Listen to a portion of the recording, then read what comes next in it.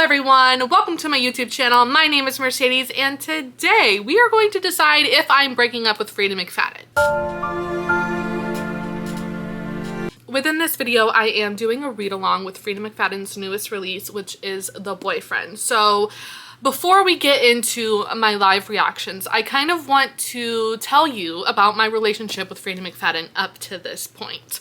The first book I ever read by Frieda was The Housemaid, and I love The Housemaid. At this point in my thriller journey, I was kind of reintroducing myself into the thriller world. I hadn't read a thriller in a long time, and when I read The Housemaid, I understood the hype behind it.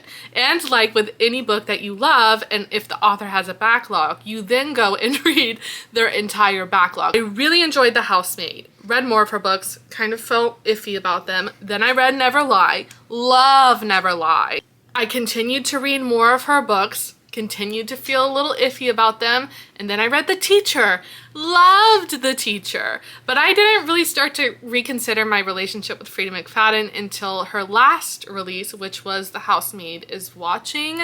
And the way that I despise that book is quite literally the worst book I have read all year. The thing is, it's hard for me to be a hater because I don't want to seem like I'm just shitting on Frieda McFadden, but I have come to an epiphany at this point, and I get a lot of questions about why I no longer like Frieda McFadden, so I thought I would give her another shot with her newest release. I thought maybe the last book was a fluke, and I just didn't like The Housemaid is Watching. The reason why I read this book was somewhere along the lines equal to, you know when you break up with someone and you know like you guys have just outgrown each other and you're no longer on the same page, but then you think, what if it was just like you were going through a rough patch and then you circle back to him at least like one more time?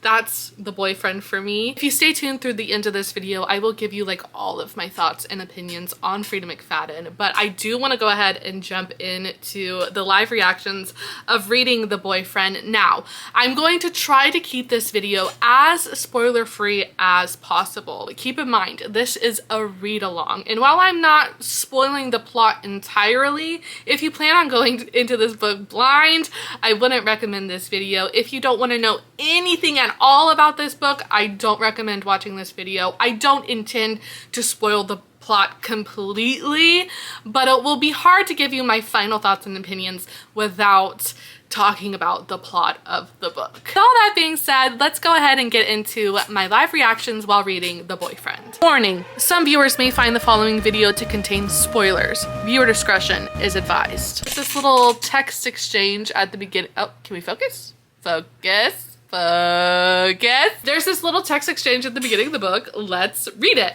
SOS, please help. What's wrong? My date. What? I thought you liked him. He's killing me. What? In another minute or two, I'm going to be unconscious. This is the most unserious text exchange. Where are you? What's going on? He's reading me his novel out loud. There's a note to the reader at the beginning. I bought this book from Barnes & Noble. It says, "Dear Barnes & Noble reader, I'm so thrilled that you purchased this Barnes & Noble special editions of The Boyfriend. Before you start this book, I have to question you. Are you ready to embark on a journey into the dark and twisty world of modern dating? Because once you enter, there's no turning back."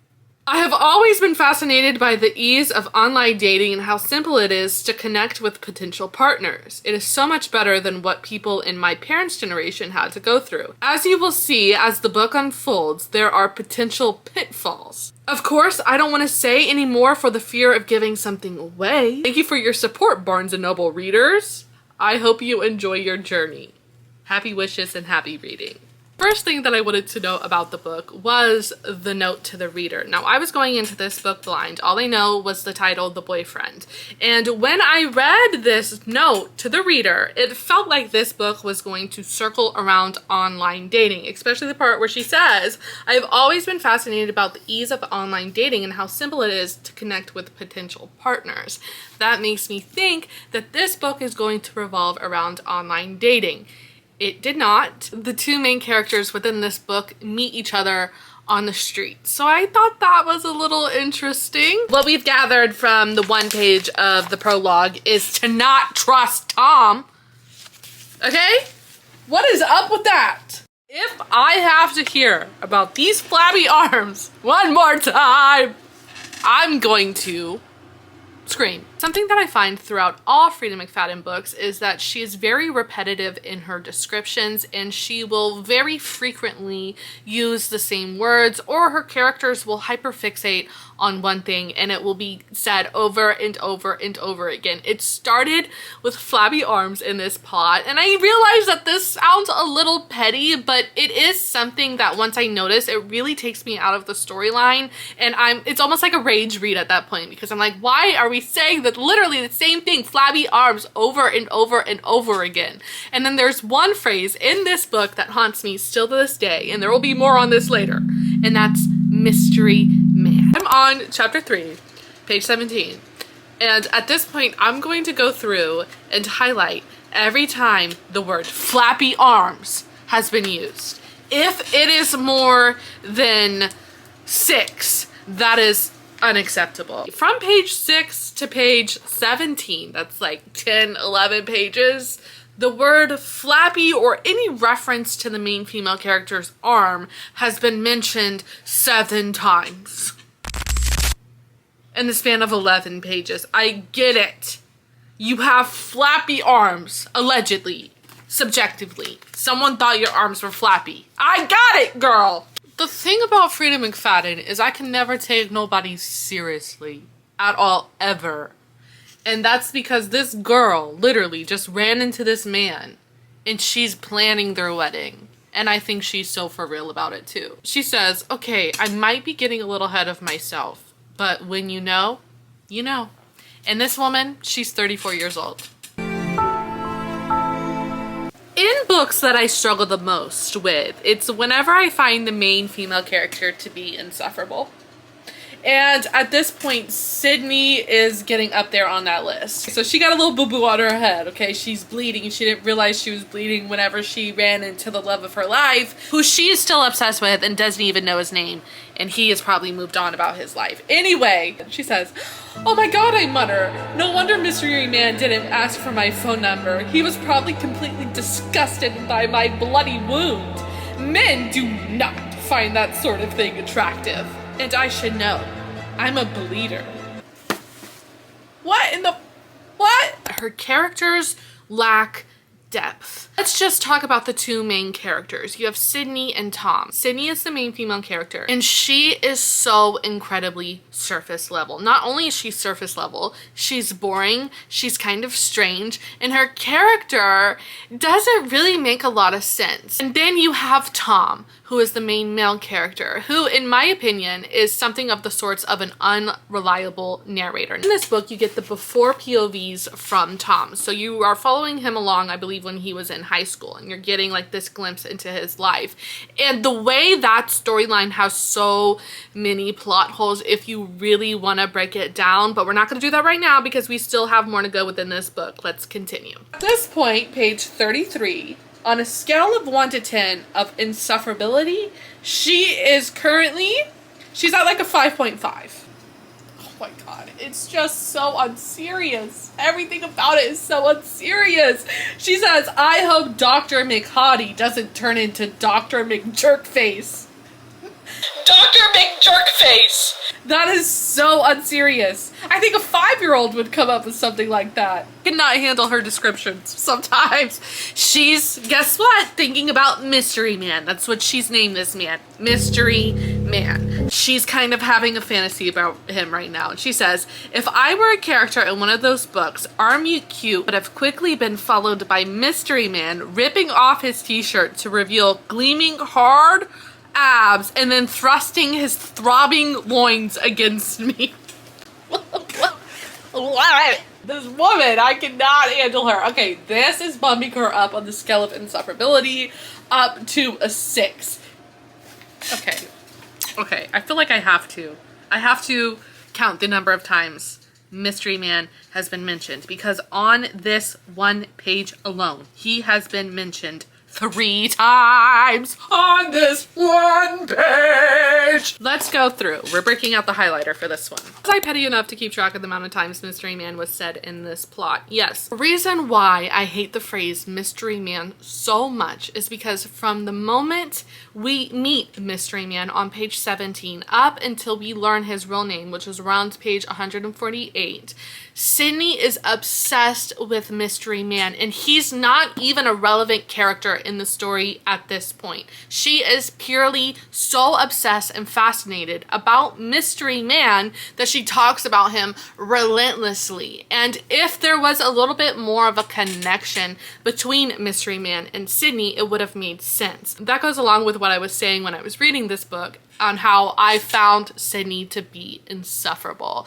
Let's continue. I'm having a little bit of an outer body experience right now because I'm on page 47 and they're talking about misconnections. And so there used to be like this old Craigslist page about like misconnections. You know how on TikTok sometimes people record somebody and they're like, does anybody know who this person is? Like, I really regret my chances of not getting their phone number. There used to be a Craigslist page about like misconnections. And so this book has been really recommended to me recently. And I was getting a lot of comments about like, is it about the old Craigslist page misconnections? I had no idea what that was about. So I asked my best friend, do you know what this comment is about? And then that's when she told me about the misconnections page. And what are the chances I'm reading about the misconnections Craigslist page in a fucking book? It's like when little coincidences like that happen, I'm like, who's watching? You know, I'm in the Truman Show because what are the chances of that? Where's my pens? Where's my highlighter? I lost my highlighter and I've been only sitting right here. I haven't gone nowhere. I haven't gone nowhere except to my bookshelf right there. Where the hell is my highlighter? We have reached a new record for the amount of times Mystery Man has been said on one page. 1, 2, 3, 4, 5, 6. Also, how are you best friends with this person and you don't know what their significant other looks like? She is like talking about getting serious with this man. The first question anytime one of my girlfriends is like, so I'm talking to this guy, and I'm like, let me see a picture. They're best friends, they hang out all the time, and she doesn't know what this man looks like. Back to what I was saying earlier about how the characters in this book lack depth and how they lack a certain layer of relatability to them. A reminder of this throughout the plot is Sydney's relationship with her best friend Donnie. They're best friends, they hang out all the time, and Donnie has been seeing this guy regularly, and no one is asking questions about this guy until they start to get on the more serious side. They don't know any pictures of him, they don't even know his name, and they don't even ask. They don't ask to see like, what does he look like? What is his name? All they ask is what he does for a job. That's just so unrealistic, and I understand it's fiction, but at the same time, I want to relate to the characters just a little bit because it makes it more of a submersive read compared to when you have characters who are literally living in Delulu land. It takes me out of the storyline, especially with Sydney. She is so self-absorbed and she's only worried about herself. This is Frieda McFadden we're talking about here. And what is obvious to me, hi Say, I'm busy right now.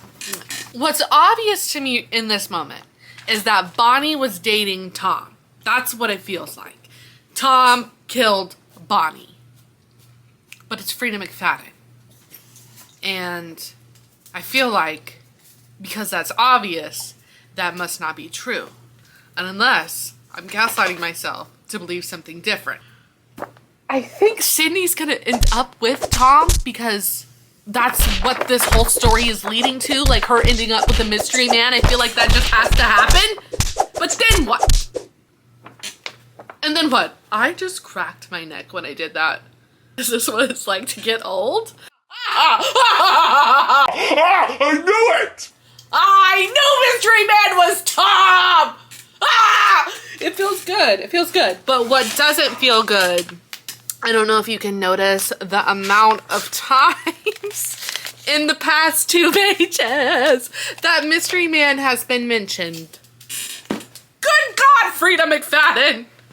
But at least we now know his name, Tom. So there's no reason why Mystery Man should be repeated anymore. At this point in the story, like, I'm engaged enough to want to know what's going to happen. That's the thing about Frieda McFadden, is she is so bingeable. Her books are addicting and they are quick reads. So like, once you're in the thick of it, it's like you might as well just finish the book. At this point in the book, I was hooked in, but then it just continued to go downhill for me. I've gotten to the part of the book where I am genuinely curious on what's going to happen. Would I say that I'm loving it? No, not like loving it. But the thing about Frieda McFadden is she's just so addicting. I'm in the middle. I'm at a 3-star right now. It could go either way for me. Depending on how it ends, this book could go either way for me. Randy is Slug. I mean, it hasn't been openly admitted in the book, but I know it. I know it because why? Randy came busting in with an ant farm. Okay, Slug, I see you. I see you. I see every inch of you. I know who you are. Here's what I think. I think Tom is being suspicious and he's hiding the people he's dating because if Randy finds out that whoever Tom is dating, he unalives them. Yes! No, my phone's dead. Yeah. We're getting to the good part. My phone's done. Damn it. I gotta wait for it to turn back on. The life of a book influencer. This is it. Hey there, Randy raises his hand. Good to finally meet you, Tom. Tom reaches out to hold on to the banister. He looks like he's going to be sick. Hi, he finally manages. Tell me that that's not him realizing that he's talking to Slug. Tell me. I feel like we've been pretty good on the spoilers. I'm giving you my thoughts and opinions, but I haven't necessarily spoiled the plot. We're going to get into like true spoiler territory next, so just keep that in mind. See, we've gotten to the twist, but it's kind of unsatisfying. I don't know. It's not doing it for me. Are you serious right now? No, that cannot be the end. And I know there's more because there's an epilogue, but that's the conclusion to the story. Also, my chair, I hate it so much. Oh, unsatisfying. I'm so unsatisfied. What's the twist? I can't even talk, girl. I can't even talk. Was the twist? Did the twist? Yeah, in like the most like lackluster way. Oh, and then that's it? That's the ending? That's all we got? No! It's called The Boyfriend. The Boyfriend. It's it's so... Once I got to the end of the story, I was shocked to see that the next page said epilogue because we just found out the truth of everything that's happening, and then you're just gonna end the story. There are so many plot holes within the story that it leaves you just there hanging. It made no sense, and then it makes you kind of do a rundown within the whole book. See, every time I finish a thriller book and the ending is shocking, I like to flip through the book and like see like, oh, here it was, here's the hints, here's the red flags. You don't get that within a Frieda McFadden book. The ending and the twist have no connection to the plot line. What I'm about to say next is probably going to be the most amount of spoilers that I'm going to give. The plot holes I am left with is in Tom's past POVs. He is a weird boy. He has this obsession with blood, and the first time we meet Tom in the prologue, he's fantasizing